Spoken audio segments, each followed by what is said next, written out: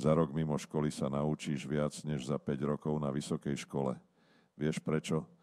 Odpoveď je jednoduchá, lebo musíš.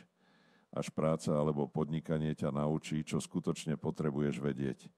Až praxou si osvojíš poznatky, ktoré v živote využiješ. A až keď ti skutočne ide o jedlo a strechu nad hlavou, až vtedy život berieš vážne a začneš sa učiť. To potrebné, nie žvásty. Na vysokej škole je to jednoduché. Nabifluj sa pred skúškami, odpovedz na pár otázok a potom zabudni, čo si sa učil. To je ako hrať hru na počítači, ktorá ťa baví, len kým nie si na konci a potom zabudneš na všetky levely. Ale keď začneš pracovať alebo podnikať, vtedy to príde.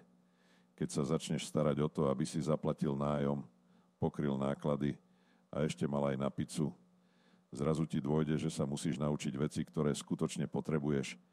A nie len tak hociaké veci, reálne zručnosti, ktoré ti môžu zachrániť život. A na to si nebudeš potrebovať žiadnu nezmyselnú teóriu. Až práca ti ukáže, že čím viac sa snažíš, tým viac sa učíš o skutočnom živote. Lebo vtedy sa musíš naučiť veci, ktoré ti pomôžu zarobiť, prežiť a posunúť sa ďalej.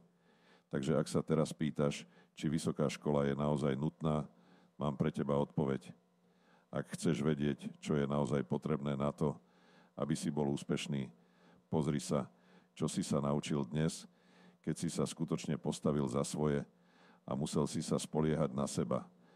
A ver mi, to je najlepšia škola, ktorá ťa môže pripraviť na všetko, čo príde.